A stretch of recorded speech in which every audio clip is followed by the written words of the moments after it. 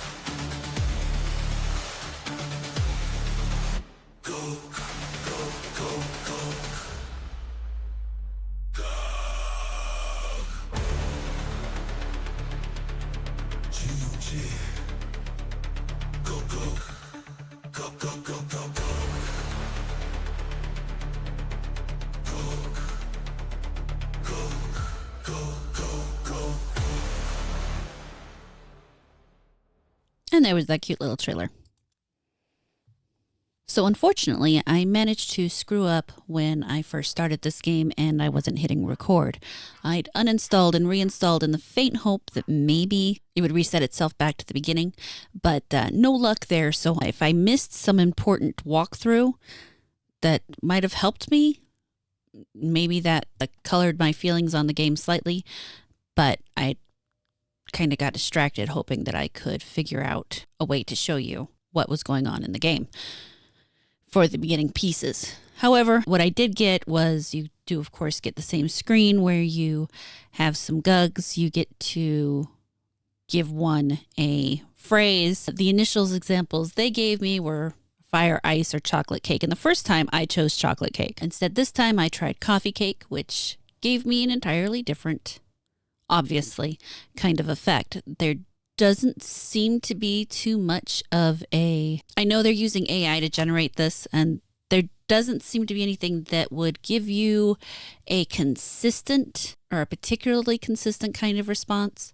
The example of this would be I typed in vanilla pudding, and that was an experience. But before I get into that mess, I suppose I should talk about what happens after you choose your phrase for your GUG. you move into the battle phase, at which point you put your GUG or GUGs. You can put as many GUGs as spaces you have out, obviously, in whatever space you think is most advantageous, and then you let things go by hitting go. And it kind of just takes it from there. You have to hit go every round. If your GUG is in the back row, it gets healed, even gets attack rounds back. Any AoE effects, any other effects that happen will occur as the rounds go on. And you can get some interesting effects. My first time, which I, again, forgot to record, I did something kind of funny. I typed in nuclear explosion, and then when I died and couldn't figure out why, it turns out because when it said all GUGs, it literally meant all GUGs. It didn't just mean me, it meant everybody. So I exploded myself and everybody else. It was different for sure. So on to the unintended consequences, however. I'm just going to let this play through a little bit because I got really confused and couldn't figure out a way out of it.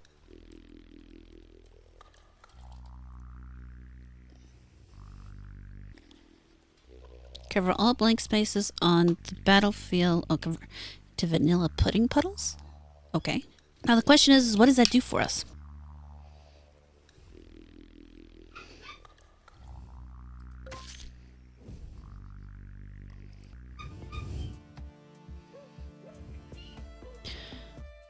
Let's go ahead and put him out there for now. I guess maybe put that one out there too.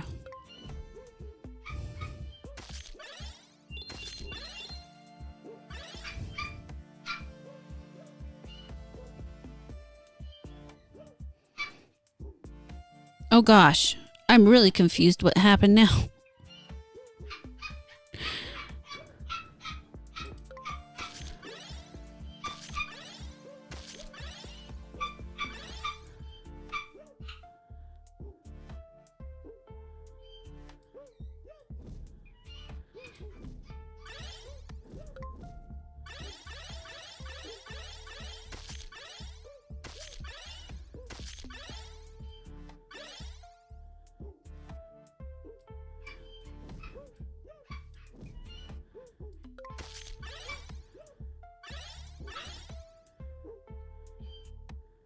Wow, okay. There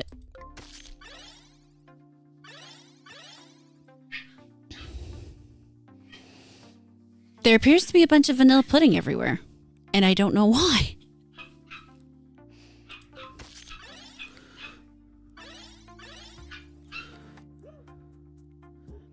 On the plus side, I guess it allows me to stand back and get everybody healed.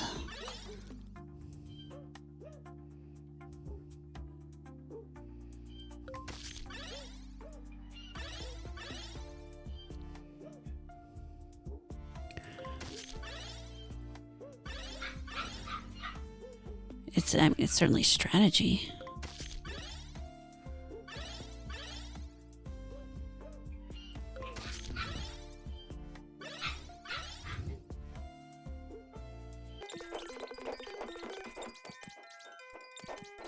Oh, damn. Now we've got a new problem. Can I turn this one off?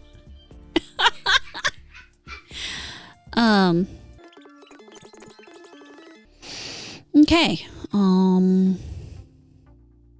I'm not sure how to deal with this.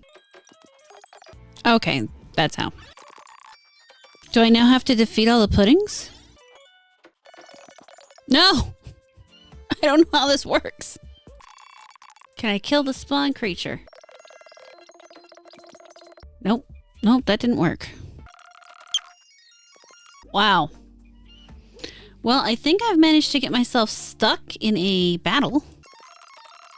Okay, so this is the action history. Jesus Christ. Now, to be entirely upfront, most of this problem is probably me. Those of you who are more observant or perhaps more thoughtful in these situations would probably see a way to either get out of that or realize that you were screwed faster than I did. I won't lie, there's a lot of rules and stuff that don't click well with me, which is part of why this kind of game isn't really for me. But at the same time, for someone who really enjoys experimental, weird stuff, the developer describes it as a roguelike. So this is a roguelike where you would go in and would genuinely have a different experience every time, which in my opinion is a good thing, even if it's not the type of game I want to play.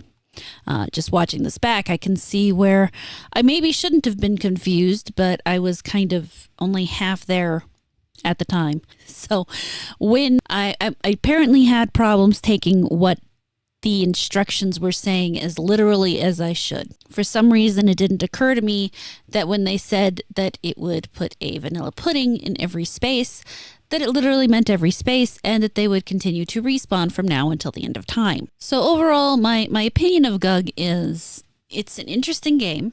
It's not the kind of game you'll see me playing. I think my fiance Sheepsidan would probably enjoy it for a little while.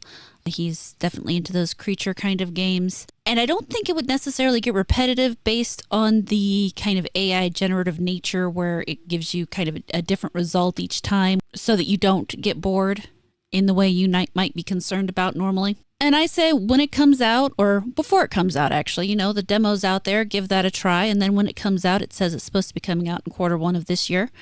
Give it a shot if this is the kind of game you're interested in. Unfortunately, I will not be playing it, but I'm glad to have gotten the experience. That said, with all the puppy barking in the video, I suppose I should probably show you some puppies. First, you have here Betty playing with Alex. This cat is funny. When you can get him one-on-one with one of the puppies so he doesn't feel overwhelmed, he will happily play with them, and it is one of the funniest things. I do have videos of him, Sydney, actually rolling around and playing. He loves puppies, I guess. He loves other animals in general. But then, of course, you get more than one or two of them, and he's pretty well done at that point, because then they get just a little overwhelming. That pack brain takes over, and they start to get just too rough for him. And finally, one of you were kind enough to send me these toys from the Throne wish list, and I wanted to show you pictures of everybody playing with them.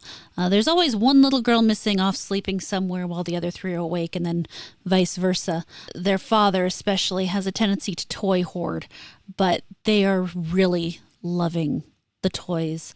I wish they kept them a little more occupied and a little quieter, but I imagine part of what you heard in the background of this video with the yipping was them enjoying playing with the toys. And again, thank you so much, everybody who has used and sent me something on the wish list. I'm planning to bake something out of the book I was sent and a few other things. I just want to reiterate how thankful I am for that. All that said, be sure to catch me on Tuesday nights where I am on the Offensive Charm podcast. Do me a favor and go over to Sheepsidan's channel, subscribe, and check out his streams, which will be occurring midday.